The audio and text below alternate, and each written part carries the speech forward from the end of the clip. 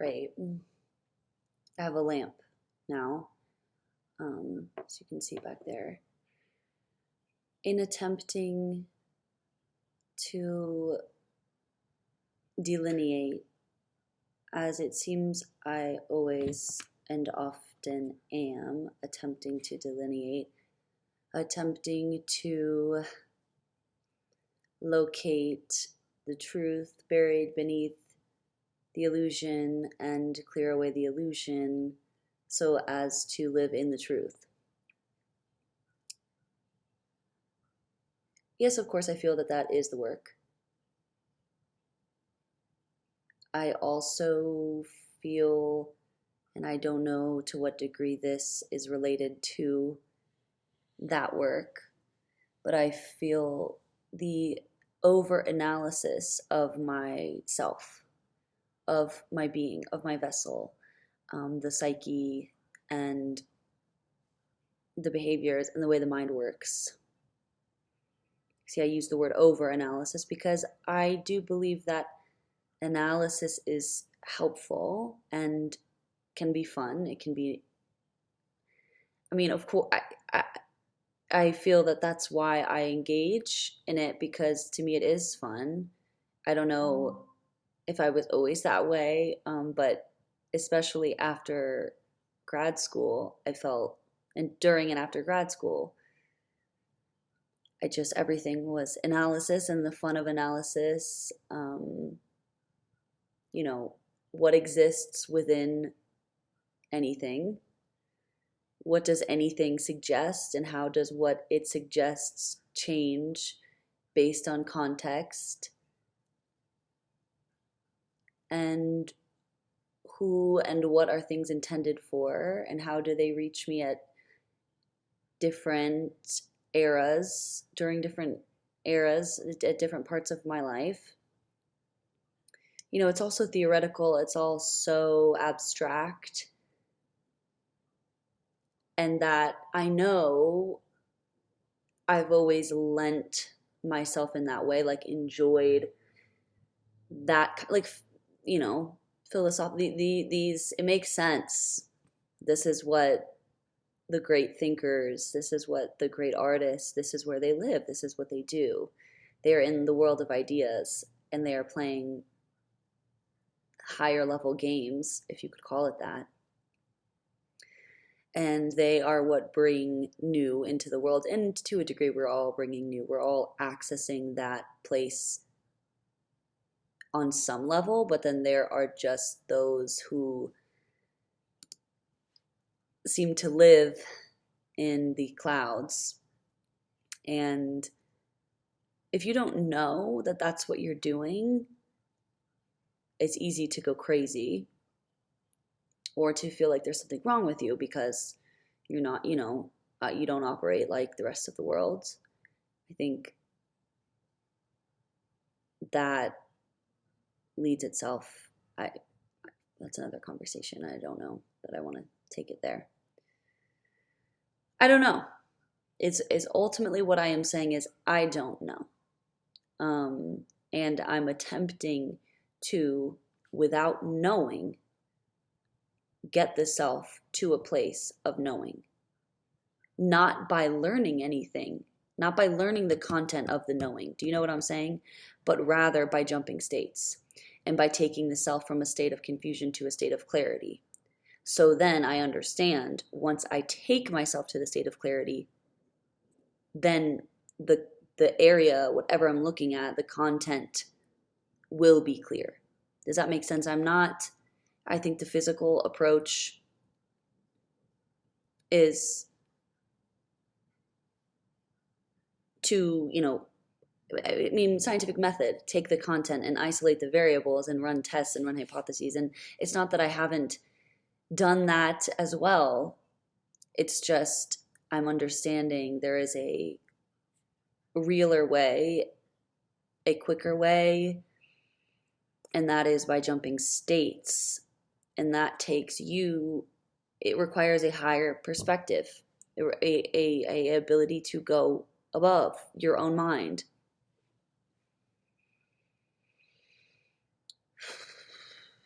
because I do not have answers, and I don't necessarily want answers. I've been very interested lately in the blank space. And how do I fill the blank space? Because we live in the internet age, and ever so increasingly, our blank spaces are being filled. Like people don't, I say nobody, and that's a generalization. But in my observation, I would say the vast majority of people, they don't wait in line without something else to occupy. They always want to be occupied. I'm not like that. I relish in the blank space, and I think maybe like meditation, like if this is something you want to implement in your life, if you're somebody who never like has moments of blank and like allows the unknown to exist, meditation is probably should be your first step, because it really does change things for you in that way where you're like very comfortable in the unknown. You're comfortable sitting in the void space. I think that there's a lot of different ways you could explain like the blank space. I just find that like magic really only occurs when you allow that void space to exist and you sit in it rather than trying to fill it. And it's a practice, of course, but I do find like, yeah, if I'm waiting somewhere for something or for someone, I wait. I stand or sit in the waiting space. I don't need to fill every second with something. And I think that's something I've learned too about like my experience with cigarettes, is the way in which in the beginning I think they prompted and assisted blank space moments because they forced, and I was very, enamored by them. I'm laughing at my own lore and the beauty of it and the specialness of it. I was enamored by them, and that they could do that, and that they took you out of space to enter something just by nature of having to go outside, and then what they do, like the idea of a smoke break and the way in which how our society, our economic society is set up, that like the work produces a smoke break produces work. Not really, but in my own ideological little cloud, that bubble that I play in, yes. It's like, what came first, the chicken or the egg? What came first, work or the smoke break? And obviously there's an answer to that, but I'm not speaking about it in, there's really not an answer. I don't know. In my mind, it makes sense. And I don't know if it does outside of my mind, but that's like kind of the beauty of what we are and what we're capable of, is that we all do live with worlds in here. I mean, this is an offshoot, but I think about this often with language and the way in which, like, yes, we obviously can communicate and understand each other, but we all have such different nuance to each individual word. The meaning of each individual word is nuanced, subjective to each individual.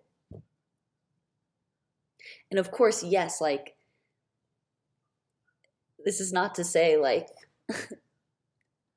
I don't know, total anarchy of meaning, or like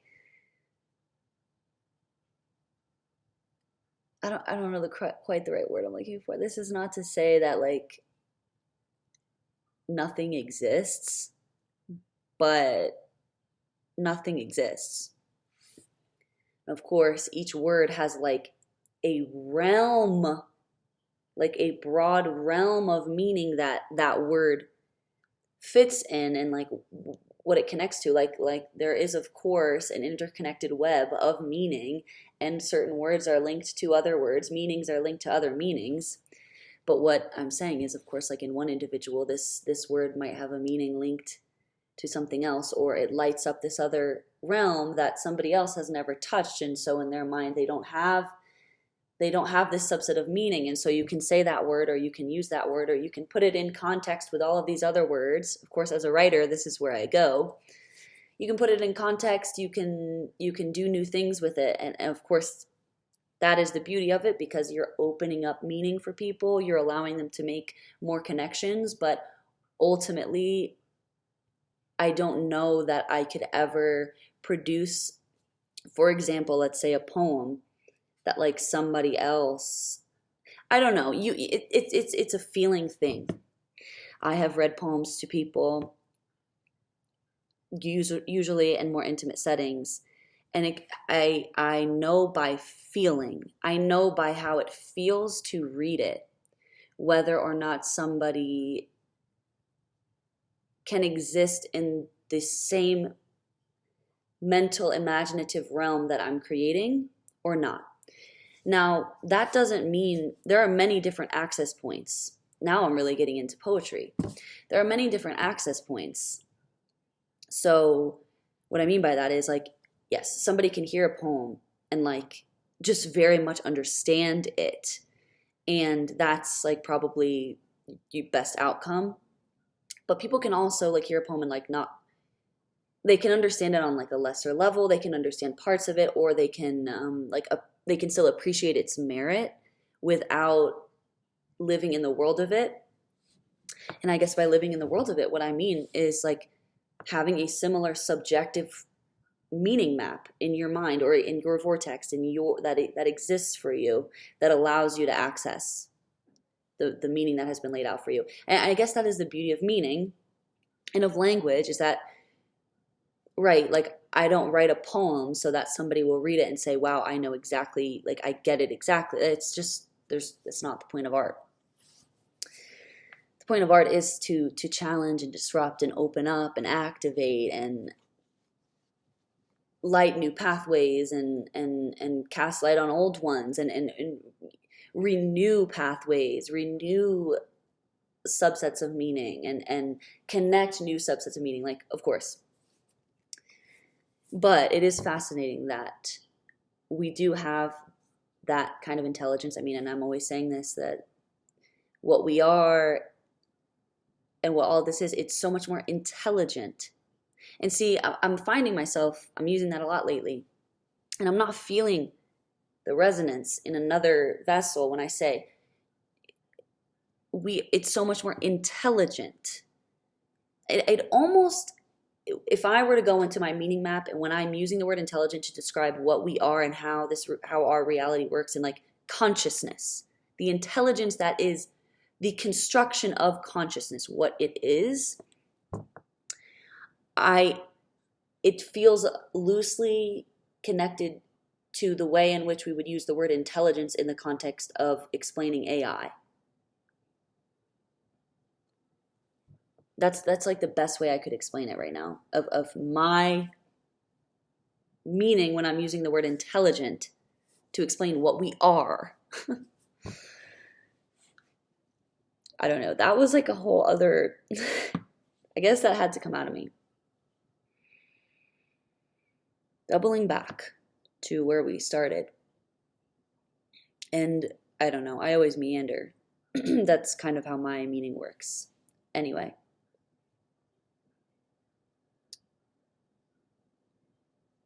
But doubling back. Lately, I've just been feeling this pull to embrace the blank space even more, the void space even more.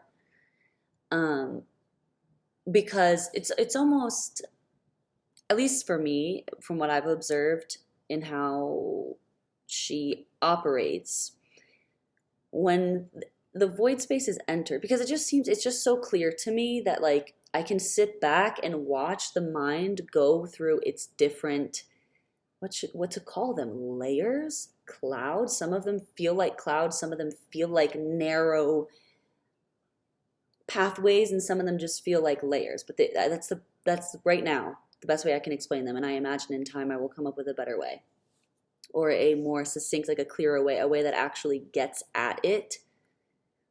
But I can sit back and watch the mind go through these layers. And like, what do I mean by this?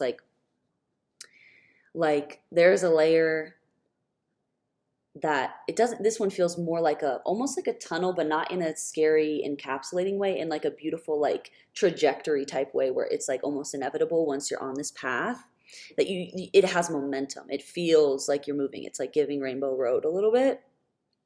And that is ultimately, I think, what she's always trying to get into, because it's flow. It's some higher level, clear.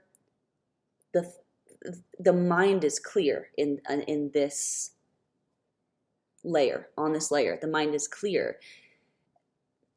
There's an understanding of who I am and what I'm doing, and what my purpose is and what my vision is. And I mostly exist on that path.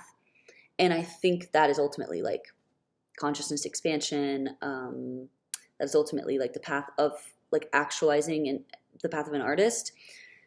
It's like you're more and more existing on that path. The more and more you spend more and more time there. You once you access it the first time, it's like your world is opened. You had no idea that could possibly exist. And now I'm in this place, and I have to remind myself how fortunate I am to be where I'm at on my journey, that I can identify that layer, and that I spend a lot more time on that layer than I did, like, let's say, like 2 years ago, 3 years ago, etc. So that's a layer. Then there's also like layers that feel very like that feel like a cloud to me, where it's very,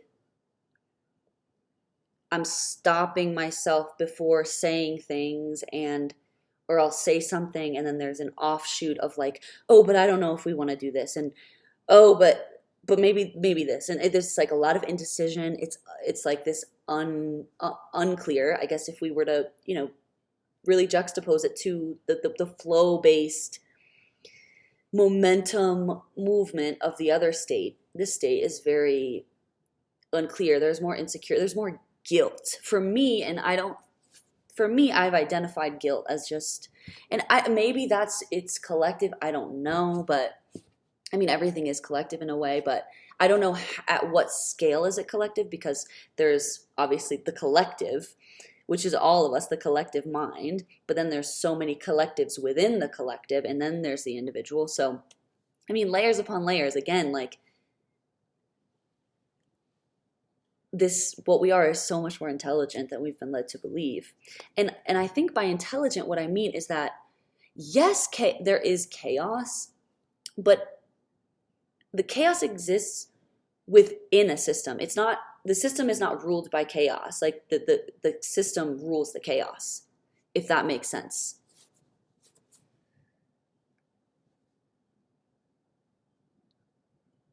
That still doesn't quite get at it, because there's magic in, I almost need to like separate chaos from potential.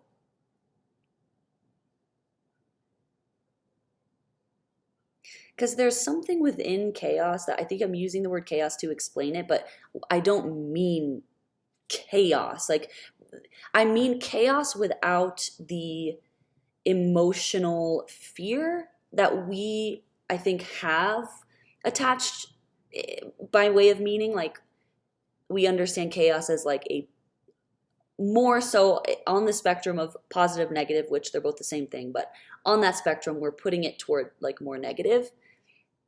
Like, I guess I'm talking about our construction of meaning right now. So again, this is happening, this is, you could say a layer above, you could say a layer deeper, because this is not like, yeah, we're using the word chaos on our day in, and I don't think we're thinking about what do we mean when we use the words that we say.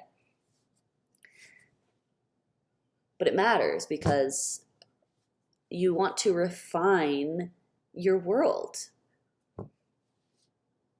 And a way to do that is to know what you mean. is to get clear on what you mean by the things that you say.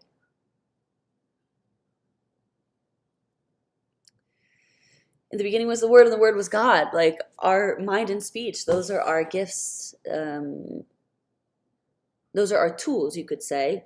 We planted in this intelligent reality with tools to play the game better. And by what do I mean by better? I mean, more joy, more fulfillment, more peace, more bliss, more love. Objectively, those states feel better. Do you see how there is some order to it?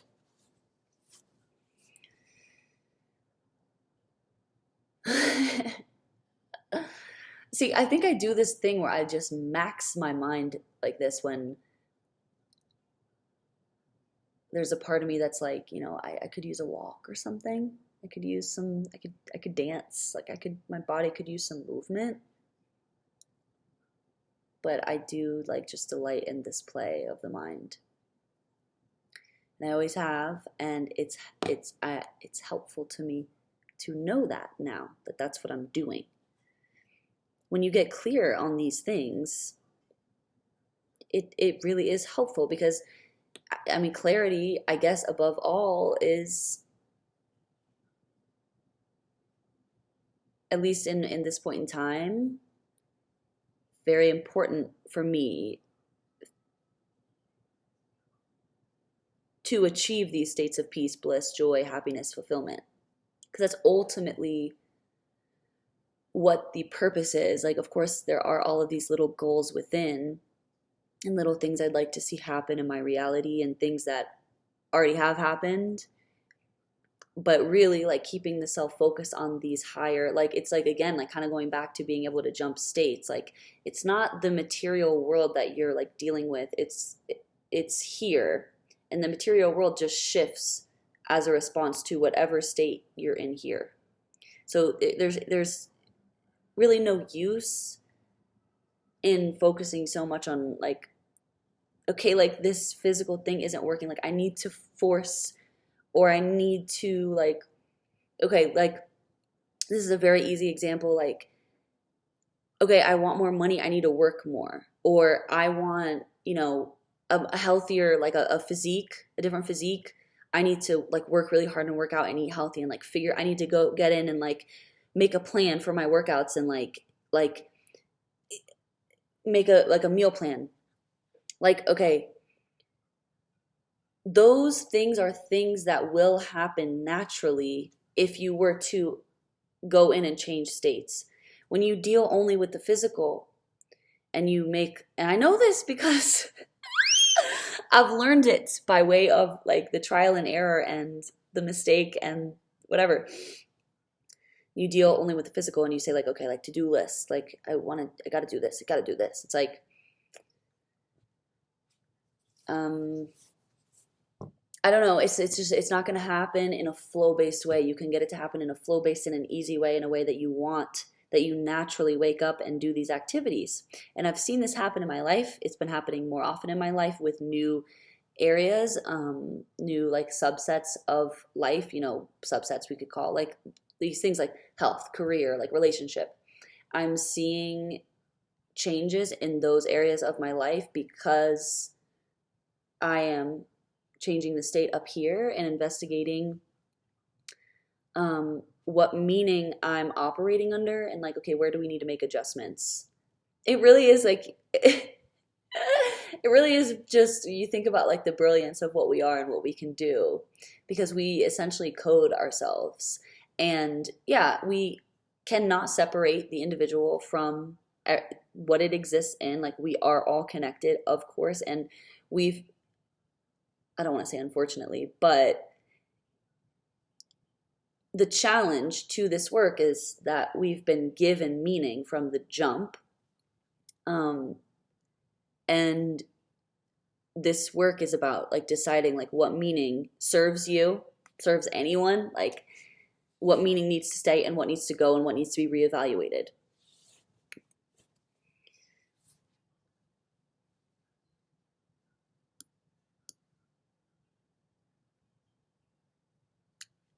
And I think going back again to kind of what prompted this, like lately, I'm just so aware of the void space and the blank space and what I do in those spaces. And I think my typical response is, okay, I got to fix this. How do I get her into flow? And I've observed that over time, that there's a response to, I don't know that I'm totally talking about the void space, but there's something to do with the void space for me and this fear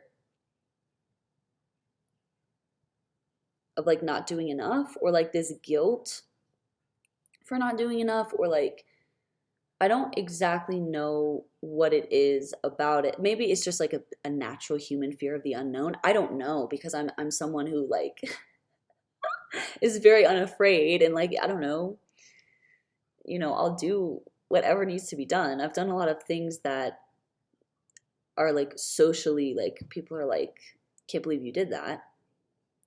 Things that I've told, things that I haven't, like I don't know. I'm not going to get into that whole subset of the mind, which is like navigating self versus like the feedback you're receiving of other people's perception of you.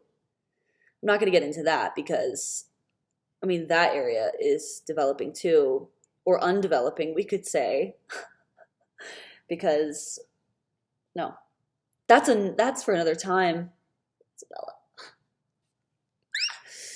There's a lot, there's just so much, and I think that's what I'm thinking about too in the void space. Like there's so much happening that I feel I get pulled in many directions. I get pulled by the layers. And when I find that flow, when I find the momentum, that rainbow road, layer, state, flow state, the paradoxical thing is, of course, like, because it makes sense, and it's like it's divine. You understand your oneness so clearly in this state, that you understand, oh, this is this is where I'm meant to be. This is the kind of construction. This makes sense. This is, it feels good. I'm connected. However, when you cling, you lose it just as quickly as you got it. Like that's the weird thing. Like learning how to be in flow but not cling to that state, like allow yourself to veer and then naturally come back. Allow yourself to veer, and like it's like you veer and you're immediately like, oh my god, like fuck, I gotta get back. Like I missed that. It felt so good, and now I'm in this confusing cloud, like whatever it may be. I'm on a different layer. I'm in the layer of guilt. I'm in the layer of resentment, and I don't know how to see it that way again, because it's like oftentimes when I feel I can't get back, it is because of, it's obviously it's illusions, but it's physical barriers that come up. Like, and ultimately that's all illusion, because you can always, this is our natural state, but it's, I think that's why it doesn't serve you to cling to anything, because you start clinging to the flow state and you're constricting it. It's like clipping a butterfly's wings. Like, so the void space, the blank space, that's really where the magic happens. It's interesting. So a couple months ago, I had a really interesting meditation session. It was almost like an unintentional, like it wasn't like there's intentional and then like unintentional meditation at this point, that maybe this is just like a byproduct of being on the path. I don't know. But this was one where I was in the middle of a huge, we could call it a tower moment, because like a limiting belief was crumbling.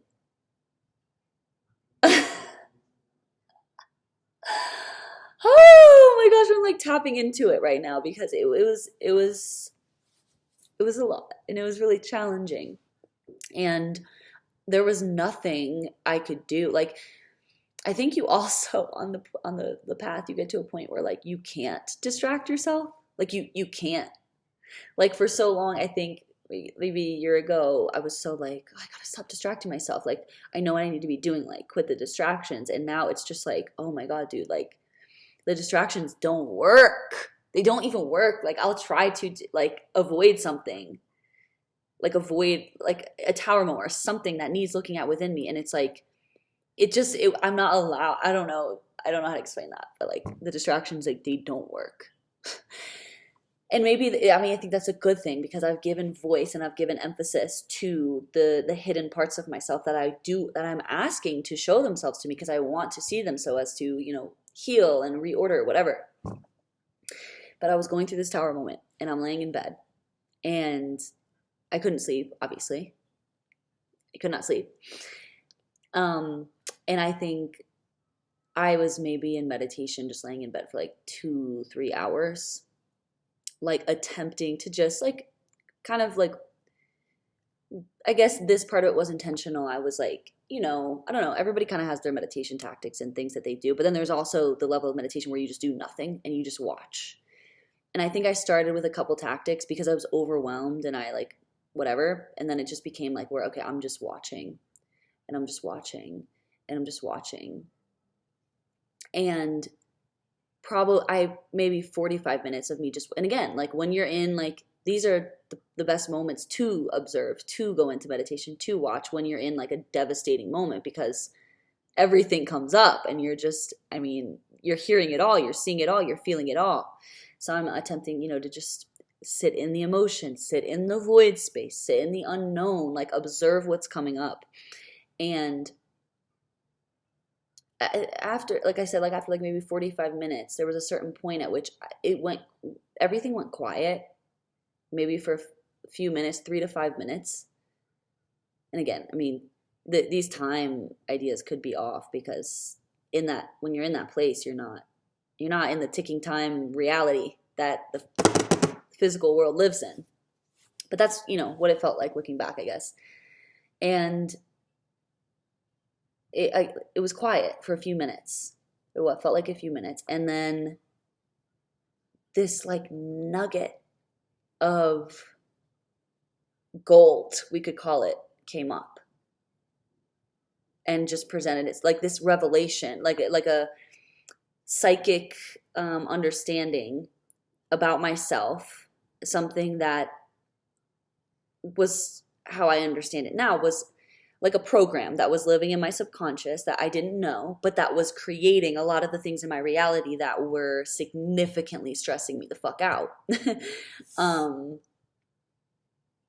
It was fascinating when I got to that revelation because I was like, oh, so I needed like an hour and a half in the void space. And I didn't need to do anything. Like that's the gag.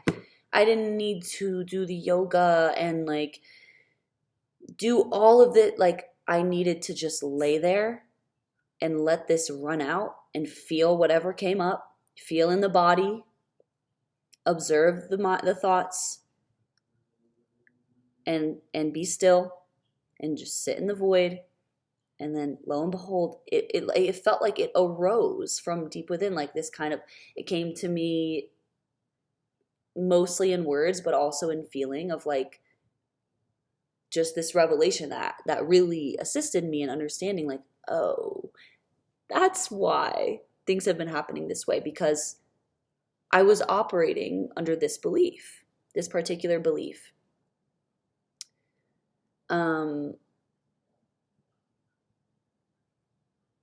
I don't know, I guess like I could get specific, but sometimes I wonder, about sharing. That's a whole other conversation. And we've touched on it before, but some things I want to keep to myself. I'm going to honor. See, this is like the brilliance of the mind, but also the frustration, because if my initial feeling is I hesitate to go into specifics. A part of me thinks from like instruction level, well, taking it out of this would assist you in taking this out of the abstract, if you could call it a lesson. This would, by giving the specifics of what was revealed to me and what was going on in my life, I could take this out of the abstract and make it concrete so that it is understood. But ultimately,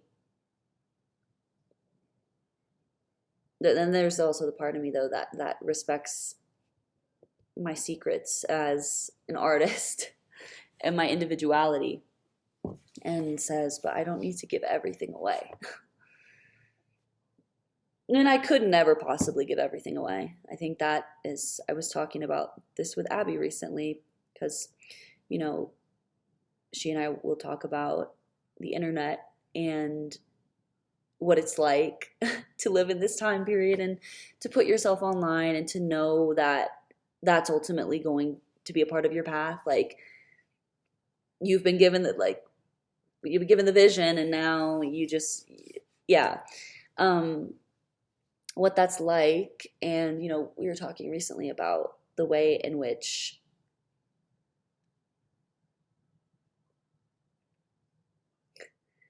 oh my God, my mind has jokes sometimes, like at my own expense. It's crazy. The way in which, so I was saying, like, I felt like the more I share lately, the more actually there is to share.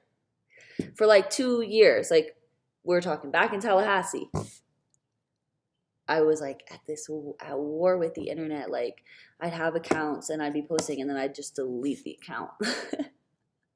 I would just delete it entirely, or I would like delete it off my phone and I'd do like a fast, whatever, like an Instagram fast, and I just would forget about it for a while, and then all of a sudden I'd write something and be like, oh, I want to share this, and I'd re-download it, and then I'd be back.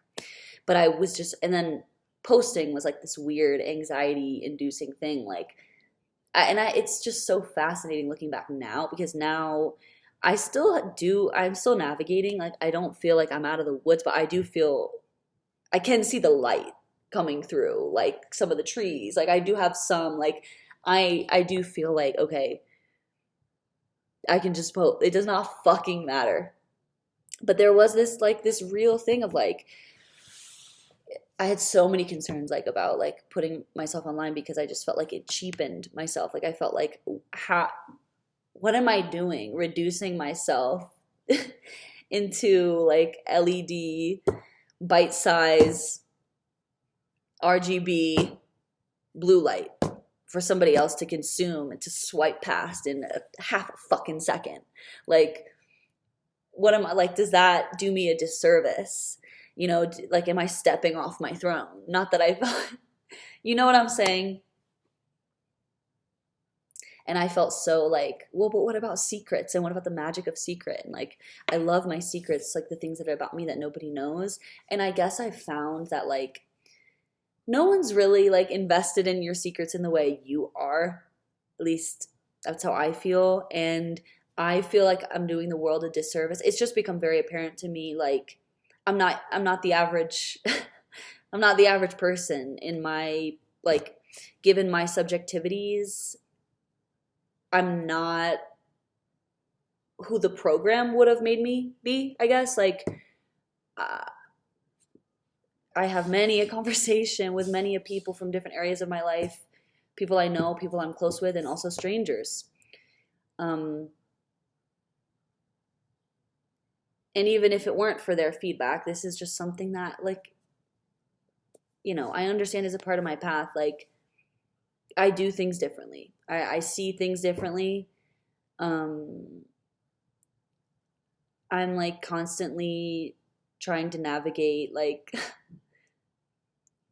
how different do I allow myself to be, because I don't want to scare people. Like, that's not my intention, but I do know that I will break a paradigm. I do know that I will activate. I will catalyze. I've done it, and people have been this for me too. This is not to say, like, there's many of us out there, but some of us just aren't meant to be status quo, and like, you're doing yourself a disservice if you don't, like, acknowledge that in yourself. If that's yeah, I just like, I don't know. I don't need to explain myself, but um, it's apparent to me every day. I see this world. I see what this is very differently. I navigate very differently. Um, and so, then there's the pain of attempting to, yeah, make like this micro, like, I don't want to say reduced version of yourself and what all that you are, and funnel it into the internet space, like the space of the artificial, but also the intelligent. Truly, because it is very intelligent the way in which it connects us. I mean, would I even be awakened without the internet? I don't know. I mean, you can't like, nothing happens in a vacuum, so I can't like take myself out of this period of, like, I really do feel like I understand my this particular incarnation, like I was meant to be here at the exact time that I'm here, because I was meant to, for whatever reason, be experiencing, and all of us were, like, if you're here at this time, like you chose to be here at the invent of the internet. Like, it's changed everything for everybody. So anyway, that's a whole other conversation, but I have found that most of the time I do choose to share rather than not share, like rather than hold something back. Most of the time I do choose to share, because it has just made clear to me that the more I share, the more actually there is to share. It's this bizarre thing where you think like by sharing you're like giving something of yourself away, but you realize like, oh, no, now I've just like created another fragment of me that exists, but like that's not me. That's not nearly the whole of the thing. That is maybe a pebble along the path to me, but that thing isn't me. Like, that video of me, I'm using my likeness to convey something, but that video isn't me. Like, it's a video featuring me. It's things like that. It's just like, it almost, I guess if you're not engaged in it, posting online, like maybe it doesn't, like that doesn't mean anything to you, which is fine. But I feel like if you're somebody who posts online,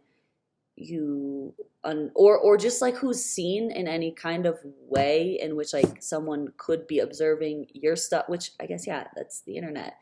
Someone could be observing you and something you've made without you physically actually being there. It's a bizarre experience, It's bizarre, and we've never, obviously experienced it to this degree, and like in this, like, yeah, in this way before.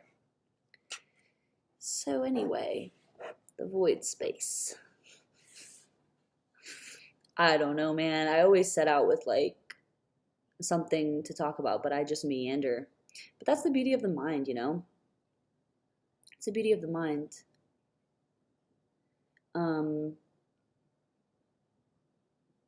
There are things in my reality right now, in my vortex, that I don't want to say I have to take care of, but that I guess I'd like to attend to. So I'm gonna go.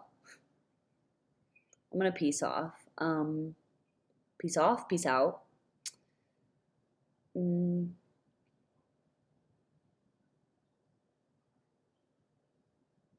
yeah, that's it. This has been really fun. Just another meander in the mind. Um, Meander of the mind, both. And yeah, thanks for hanging. Peace.